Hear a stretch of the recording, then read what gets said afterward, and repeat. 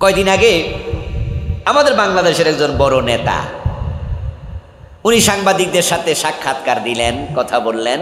ওই সাংবাদিকদের সাথে কথা বলার সময় তিনি বললেন যে আমরা শরিয়া আইনে বিশ্বাস করি না। এই কথাটা আমি বানাইয়া বলছি না নেতা বলেছে? যারা শুনছেন তারা আওয়াজ দেন। শুনছেন? তাহলে এখানে অনেকে শুনেছেন। টেলিভিশনে সাক্ষাৎকার দিচ্ছে, আমরা শরিয়া আইনে বিশ্বাস করি না। আচ্ছা, শরীয়ত মানেই তো ইসলাম। ইসলাম আর শরীয়ত কি দুই জিনিস? শরীয়ত মানে ইসলাম। আপনাদের কাছে আমার প্রশ্ন, কেউ যদি বলে আমি ইসলামে বিশ্বাস করি না, ঈমান আছে না গেছে? তো কুফরি কয় কারে? কুফরিও তো এইটা। আপনি নামাজ পড়েন না, আপনি কাফের নন। কিন্তু যদি আপনি বলেন যে আমি নামাজ বিশ্বাস করি না, আপনি কাফের। আরে ভাই, আমাদের সমাজে কি সবে 5 ওয়াক্ত নামাজ পড়ে? জোহর পড়ে, আসর পড়ে না, মাগরিব পড়ে, এশা পড়ে না, জুমা পড়ে, ওয়াক্তিয়া পড়ে না। আচ্ছা, এই জাতীয় লোক মারা গেলে কি আমরা কাফের বলে করি যে হে জানাজা নামাজ পড়বো না? দেখেন, নামাজ পড়ে না সে ফাসেক, কিন্তু যদি বলে নামাজ মানি না, বিশ্বাস করি না, সেই মানুষ কাফের। রোজা রাখে না, সে ফাসেক। যদি বলে রোজা বিশ্বাস করি না, সে কাফের। বাংলাদেশে শরীয়তের আইনে সমাজ চলে না, রাষ্ট্র চলে না, এটা কবিরা গুনাহ, এটা ফাসেক আমরা হয়ে গেছি যারা এই কাজ করছি না। কিন্তু কেউ যদি মনে করে শরীয় আইন লাগবে না, আল্লাহর কসম তার ঈমান থাকবে না।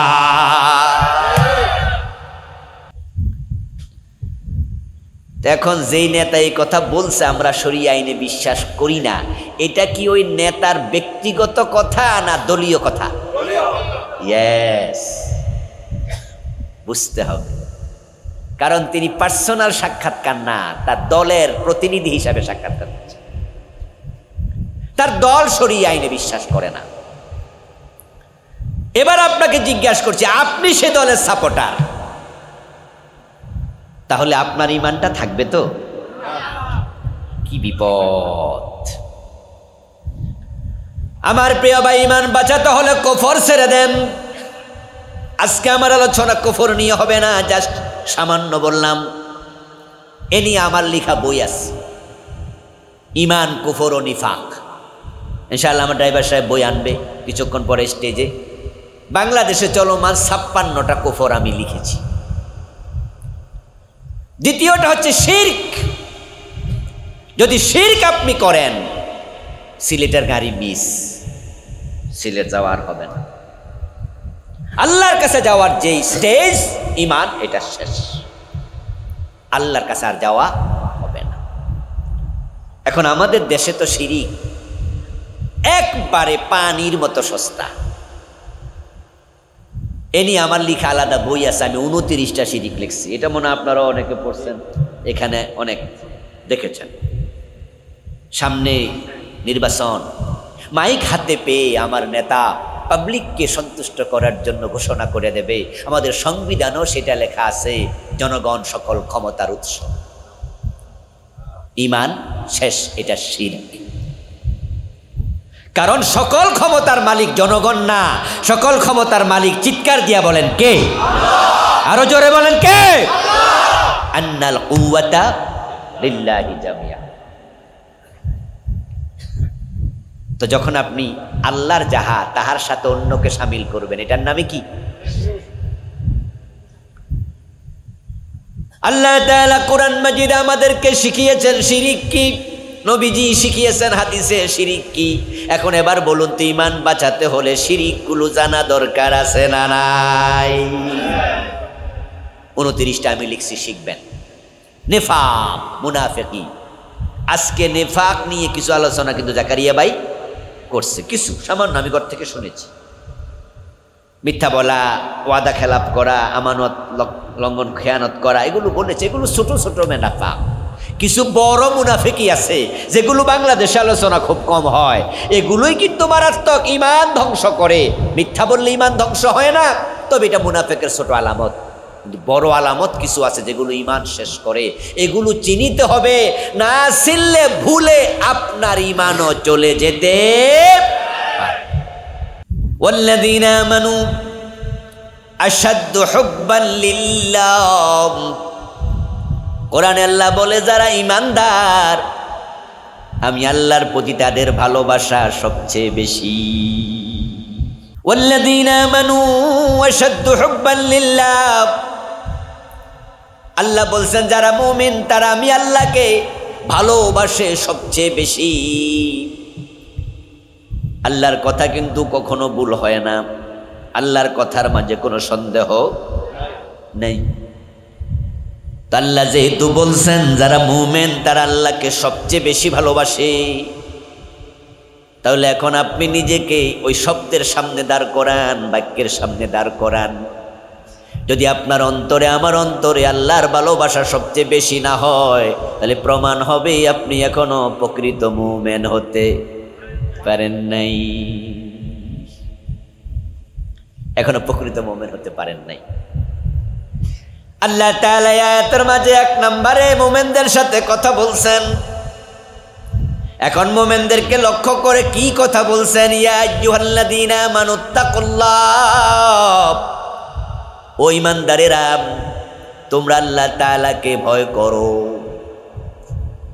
হাক্কা তুকাতিহ, যেমন ভয় করা উচিত। আল্লাহকে ভয় করার নাম হলো তাকওয়া। প্রথম অংশ ঈমান, দ্বিতীয় অংশ তাকওয়া। আমি আজকের আলোচ্য বিষয় ভাগ করতেছি।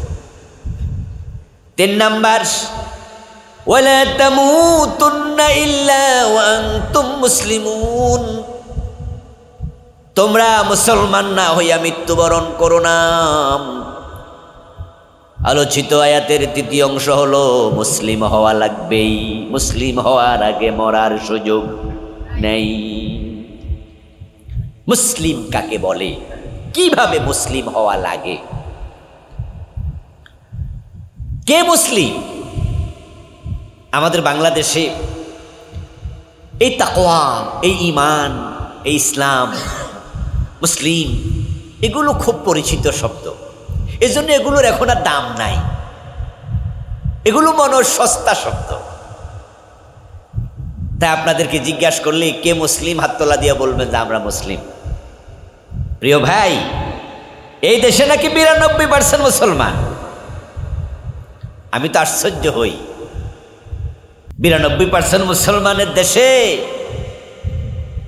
আদালতে ইসলাম নাই, সংসদে ইসলাম নাই, গণভবন ইসলাম নাই, বঙ্গভবন ইসলাম নাই, সচিবালয় ইসলাম নাই, হাইকোর্ট, সুপ্রিম কোর্ট, জজ কোর্ট ইসলাম নাই, অর্থনীতি ইসলাম দিয়ে চলছে না, সমাজনীতি চলে না, রাজনীতি চলে না, শিক্ষানীতি চলে না। এত মুসলমান দরকার নাই। প্রকৃত মুসলমান যদি 51% থাকতো, এদেশে ইসলামের আইন চালু হয়ে যাওয়ার কথা।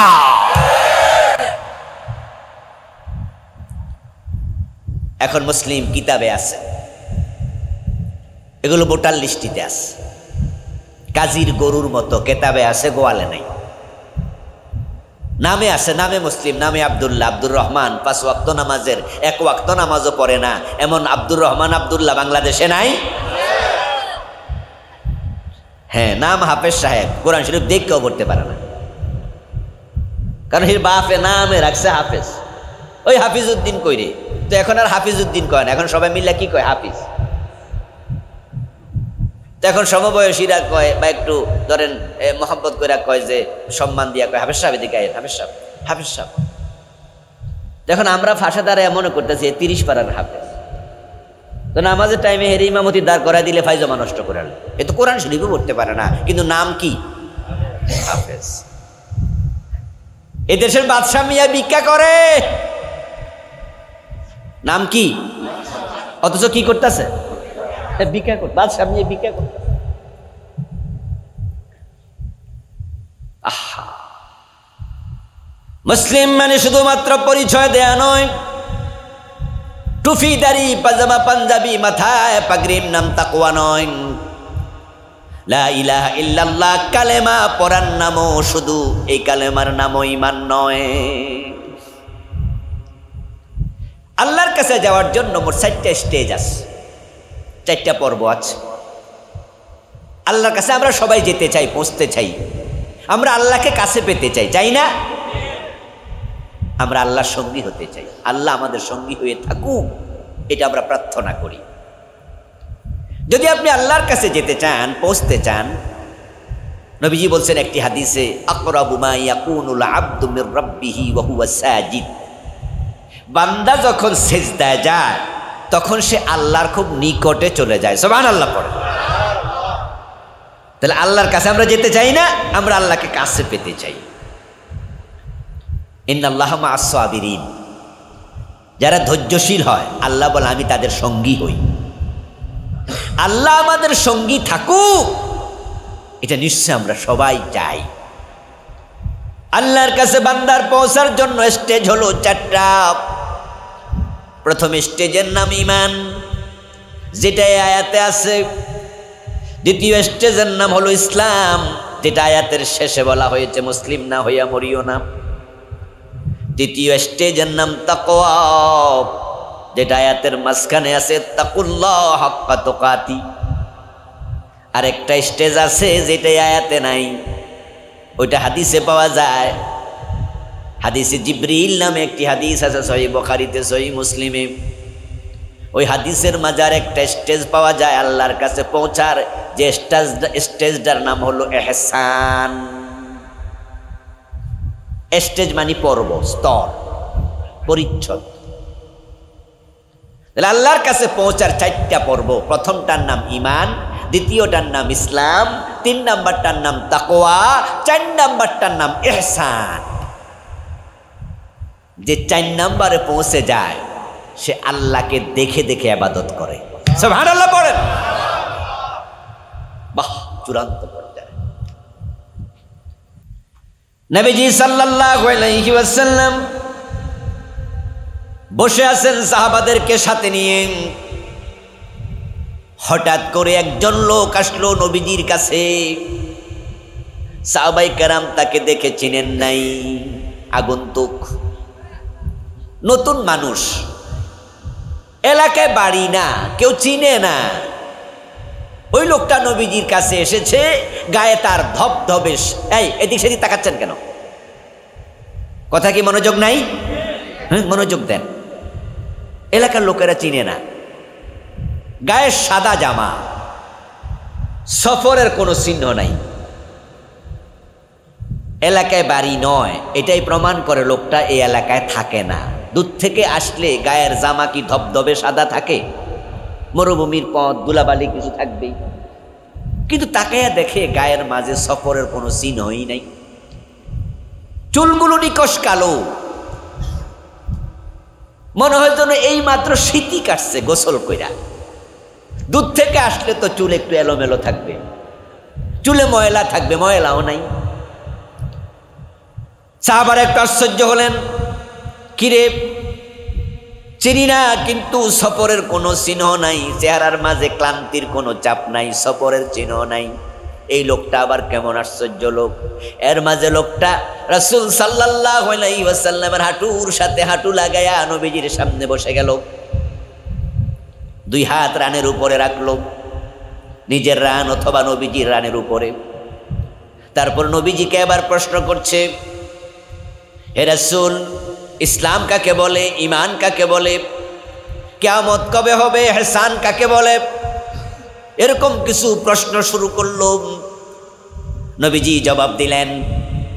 ওই লোকটা প্রশ্নের জবাব শুনে ঠিক বলছেন, ঠিক বলেছেন, এরকম বলে বলে নবীজিকে আবার সাপোর্ট করতে শুরু করলো। প্রশ্ন শেষ, উত্তর শেষ, এবার লোকটা চলে গেল। নবীজি সাল্লাল্লাহু আলাইহি ওয়াসাল্লাম উপস্থিত সাহাবাদেরকে বললেন, উনাকে চিনো নাকি? সাহাবারা তো আগ থেকে চিন্তা করতেছে, কিরে চিনি না, কিন্তু দূর থেকে আসে এটাও তো বোঝা যায় না। এবার রাসূল যখন প্রশ্ন করলেন, তারা জবাব দিলেন, হুজুর বুঝি নাই, চিনি নাই। নবীজি বলেন, হাযা জিবরিল আতাকুম ইউআল্লিমুকুম দীনাকুম। এ হলো জিবরিল আমিন, আল্লাহ তাকে পাঠাইছে কিছু প্রশ্নের মাধ্যমে তোমাদেরকে তোমাদের ইসলাম শিখাতে চায়। হাযা জিবরিল, এ তো জিবরিল আমিন। মানুষের সুরত ধরে আসছে, কিন্তু এমন সুরত ধরছে কেউ চিনে না আর কি, এলাকার লোক না। যদিও জিবরিল আমিন আলাইহিস সালাম নবীজির কাছে মানুষের সুরত ধরে আসলে অধিকাংশ সময় তিনি একজন সাহাবীর সুরত ধরতেন, নাম দাহিয়া কালবি রাদিয়াল্লাহু তাআলা আনহু। তিনি খুব সুন্দর সাহাবী ছিলেন, ওনার সুরত ধরে আসতেন। তো দাহিয়া তো ওই এলাকার লোকজন তো চিনে। ওই দিন বোঝা গেল দাহিয়ার সুরত ধরে আসেন নাই, অন্য কারো সুরত। এখন দিন শিখানোর জন্য জিবরিল আমিন কেন আসা লাগবে, এই প্রশ্ন তো সাহাবারাও করতে পারতেন। বিষয় হলো, কয়েকদিন আগে আল্লাহ তাআলা একটি প্রসঙ্গে কোরআনের আয়াত নাজিল করেছিলেন, লা তাসআলু আনা শিয়াব, লা তাসআলু আনা শিয়াব। ও আল্লাহর নবী, সাহাবারা নবীকে বেশি বেশি প্রশ্ন করো না। এই আয়াত নাজিল হওয়ার পরে সাহাবারা ভয়ে রাসূলকে আর প্রশ্নই করে না। আল্লাহ মানা করছে। আল্লাহ কি প্রশ্ন করতে মানা করছে না বেশি বেশি করতে মানা করছে? তো সাহাবারা এমন মুত্তাকি মানুষ, তারা ভাবে আবার দুইটা জিগাইলে বেশি হইয়া যায় কিনা। আবার আমি তো রাসূল রে গতকালও জিগাইছি, গত পরশু জিগাইছি, গত মাসে জিগাইছি, এখন আজকে যদি আরেকটা জিজ্ঞাসা করি এটাই বেশির মাঝে পড়ে যায় কিনা, আমার আল্লাহ আমার উপর নারাজ হয়ে যেতে পারে। এজন্য সাহাবারা প্রশ্ন করা বন্ধ করে দিছে। কিন্তু ইসলামের ব্যাপারে প্রশ্ন না করলে শিখবে কেমনে? এজন্য আল্লাহ জিবরিল আমিনকে মানুষের সুরত ধরে পাঠাইয়া দিছে। এজন্য লম্বা হাদিসটার নাম হাদিসে জিবরিল। জিবরিল সেদিন নবীকে প্রশ্ন করেছিলেন, মাল ইহসান। এই যে আমি আল্লাহর কাছে যাওয়ার 4টা পর্ব বলেছি না, আপনারা কি মুখস্থ করছেন? 1 নাম্বারটার নাম কি? ঈমান। বলেন, 1 নাম্বারটার নাম কি? দ্বিতীয়টার নাম কি? ইসলাম। 3 নাম্বারটার নাম কি? তাকওয়া। 4 নাম্বারটার নাম কি? ইহসান।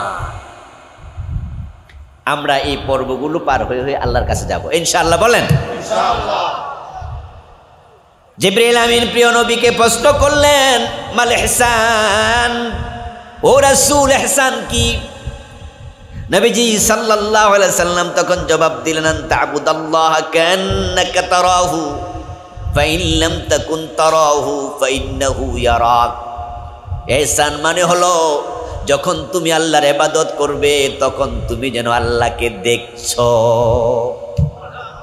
কান্নাকা তারাহু, তুমি এমন এক স্টেজে চলে যাবে যখন তোমার কাছে অনুভূত হবে, অনুমেয় হবে, বুঝবে যে আমি আমার আল্লাহকে দেখতে পাচ্ছি, আমার আল্লাহ আমার সামনে দাঁড়ায় আছে। এমন ফিলিংস তৈরি হবে। এটা সহজ না, এটা সহজ না। এই হাদিসে ছাত্র জীবনে শুনেছি একটি হাদিস আলী সংক্রান্ত, আমি আজ পর্যন্ত পাইনি এখনো, সব তো আর পাইও না, সব তো পড়ার সুযোগও হয় না, লাখ লাখ হাদিস। হযরত আলী রাদিয়াল্লাহু তাআলা আনহু কোনো এক যুদ্ধে আহত হলেন, তীর ঢুকেছে ওনার পায়ে। টান দিলে চিৎকার দেয়। তীর কি আপনারা দেখেছেন কেউ? ছবিতে দেখছেন তো নাকি? তীরের কিন্তু এরকম শলাকা থাকে না, এমনে থাকে এরকম। এটা ঢুকলে টেনে বের করা কিন্তু খুব জটিল, গোস্ত সহ বের হয়ে যায়। বল্লম দেখছেননি? হ্যাঁ, বল্লমও কিন্তু তীরের মাথার মতো। আজকের যুগে যেরকম আমরা এখন সিজার করি, অপারেশন করে সুন্দর করে ব্লাড বন্ধ করে তারপরে অ্যানেস্থেসিয়া করলে ইঞ্জেকশন দিয়া পরে হাত কাটটা লাইলেও টের পাওয়া যায় না, এরকম কি আজ থেকে 50 বছর 100-200 বছর আগে ছিল? 1450 বছর আগে তো ছিলই না। ওই তীরটা টান দিলে হযরত আলী রাদিয়াল্লাহু তাআলা আনহু চিৎকার দিতেন, বেহুশ হয়ে যেতেন, কষ্ট পেতেন। পরক্ষণে বলা হলো, আলী যদি নামাজে দাঁড়ায় তাহলে চেষ্টা করে দেখিও।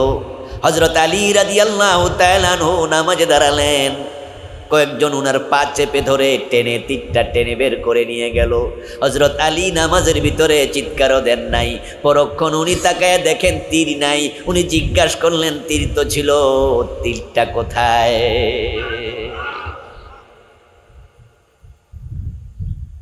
হযরত আলীর ব্যাপারে এই হাদিসটা আমি চোখে পাইনি এখনো, কিন্তু আমি এটাকে অসম্ভব মনে করি না। এটা হওয়ার সম্ভাবনা আছে, কারণ যারা আল্লাহর প্রেমে মশগুল হয়ে যায়, আল্লাহকে দেখে ইবাদত করে, ইবাদতের সময় তাদের মন আর দুনিয়ায় থাকে না, রবের সাথে মিলিত হয়ে যায়, দিদার। قال رسول الله صلى الله عليه وسلم إذا قام أحدكم في صلاته فإنه يناجي ربه।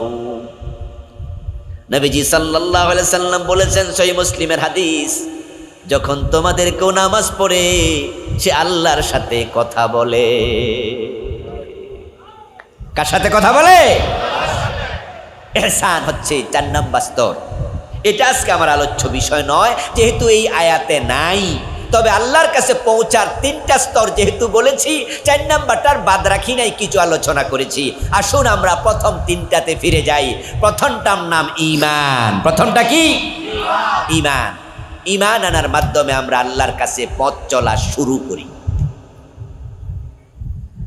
আমরা যখন কেউ ঢাকায় যাই, আপনাদের এখান থেকে যদি আপনারা ঢাকায় যান, তাহলে আপনি এখান থেকে কাপাসিয়া মোড় থেকে কোন দিকে? আচ্ছা, এদিকে।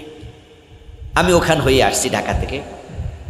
কাপাসিয়া মোড়ে যান, যাওয়ার পরে আপনি ওঠেন ঢাকার গাড়িতে।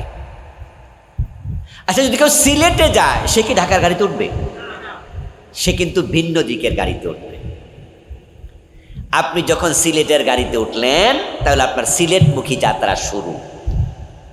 আপনি যখন ঢাকার গাড়িতে উঠলেন, আপনার ঢাকামুখী যাত্রা শুরু।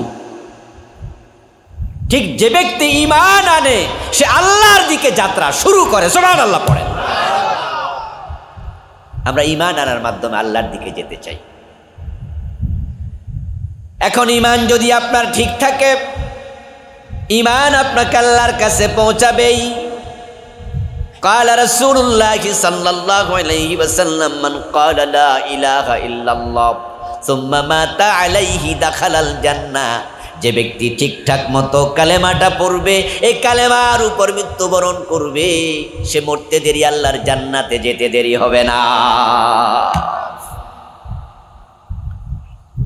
এখন ঈমান বাঁচাতে যদি চান, ঈমানটা নিয়ে মরতে চান, ঈমানের উপরে টিকে থাকতে চান, তাহলে 3টি কাজ করবেন না। কয়টা কাজ? আমি প্রথম অংশ নিয়ে কথা বলছি। সবাই আমার সাথে কন্ট্রিবিউট করেন, আই কন্ট্রাক্ট করেন, কথা বলেন। ক্ষুদ্র ক্ষুদ্র বালিকণা, বিন্দু বিন্দু জল গড়ে তোলে মহাদেশ সাগর তল। এক একটা মাহফিল থেকে 10টা শব্দ শিখে বাড়ি যাবেন, 5টা শব্দ শিখে বাড়ি যাবেন। একটু এলেম শিখবেন, যা আগে জানতেন না।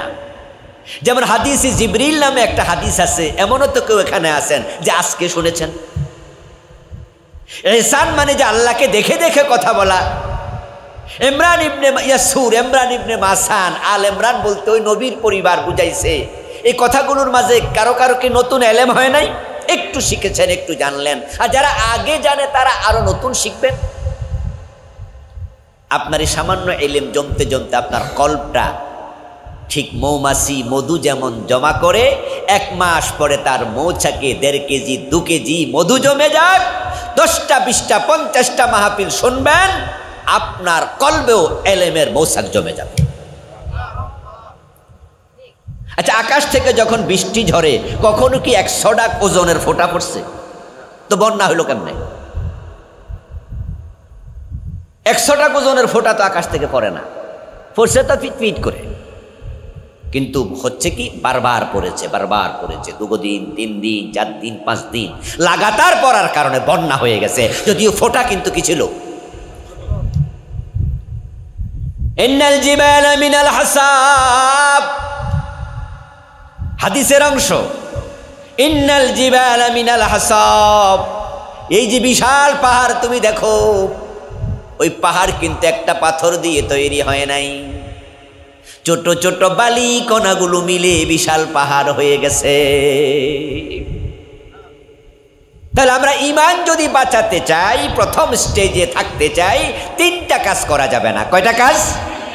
1 নাম্বার কুফর। কুফর করা যাবে না। দ্বিতীয় নাম্বার শিরিক, শিরিক করা। 3 নাম্বার নেফাক, মুনাফিকি করা যাবে না, তাহলে ঈমান বাঁচবে। এরপর আমরা তাকওয়ায় যাব একটু পরে, মাঝখানে আয়াতের। এবার আপনাদেরকে জিজ্ঞাসা করতে চাই, বাংলাদেশে কুফর আছে না নাই? শিরক, মুনাফিক আছে।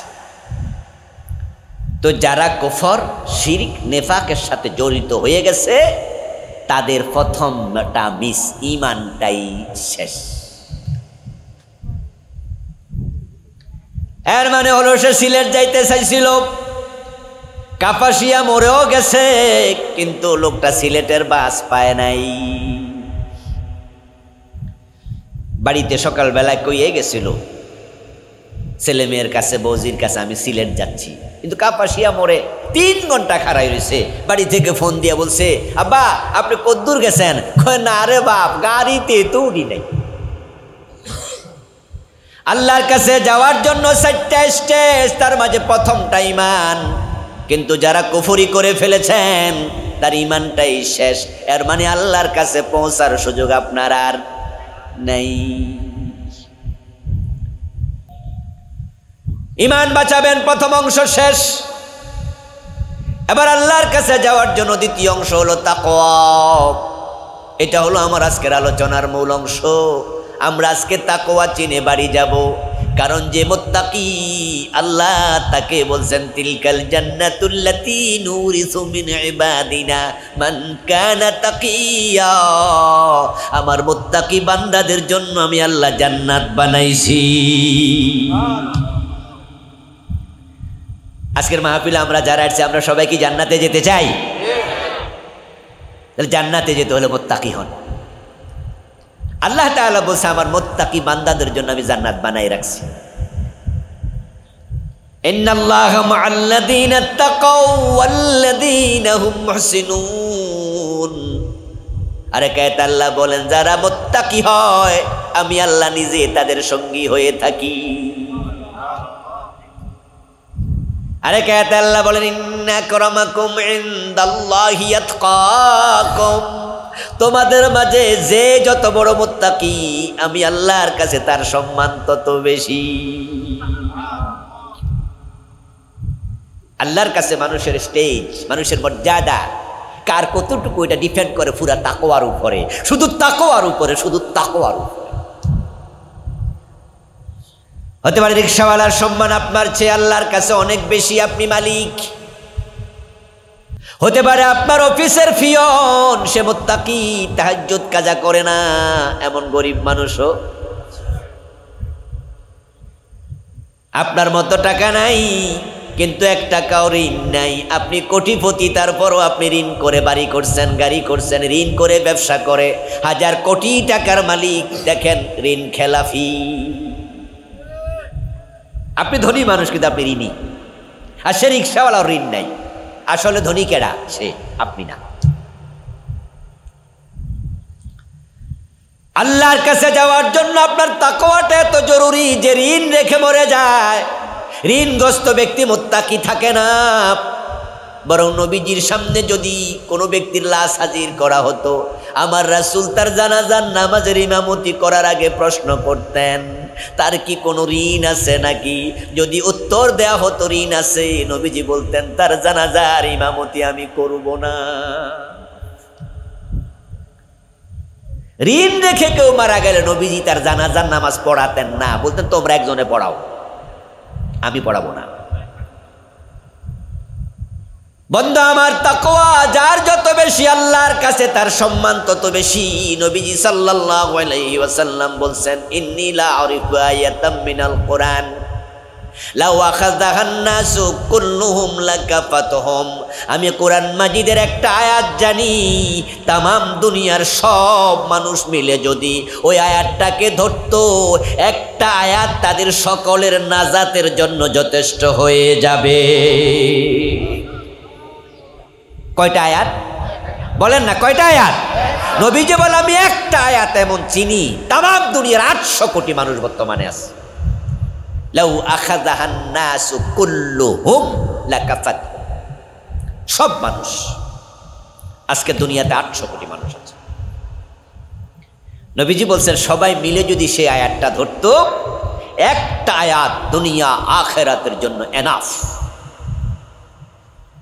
এই কথা শোনার সাথে সাথে কিলা ইয়া রাসূলুল্লাহি আইয়াতু আয়া, একজন সাহাবী দাঁড়ায় গেলেন, হে আল্লাহর রাসূল কোন আয়াত সেটা আমিও জানতে চাই, সেই আয়াতটা আমরাও চিনতে চাই। আমার রাসূল এবার শোনাচ্ছেন, সে আয়াতটা হলো মাইয়াত্তাকিল্লাহ ইয়াজআল লাহু মাখরাজা ওয়া ইয়ারযুকুহু মিন হাইসু লা ইয়াহতাসিব। ওই আয়াতটা হলো এটা, বাংলা অনুবাদ হলো যে আল্লাহকে ভয় করে, যত বিপদের দরজা আছে আল্লাহ বন্ধ করে বিপদ থেকে দরজা খুলে বের করে দেয়। বিপদ আপদ থেকে আল্লাহ নিজ দায়িত্বে তাকে হেফাজত করে, দুনিয়া তো করে আখিরাত তো করে। ইয়াজআল লাহু মাখরাজা, আল্লাহ তাকে বের হওয়ার রাস্তা দরজা নিজে খুলে দেয়, শুধু বিপদ থেকে তাকে বাঁচায় না। ওয়া ইয়ারযুকহু মিন হাইসু লা ইয়াহতাসিব, যে আল্লাহকে ভয় করে তাকে এমন ভাবে রিজিক দেয় যেটা সে কল্পনাও করে নাই।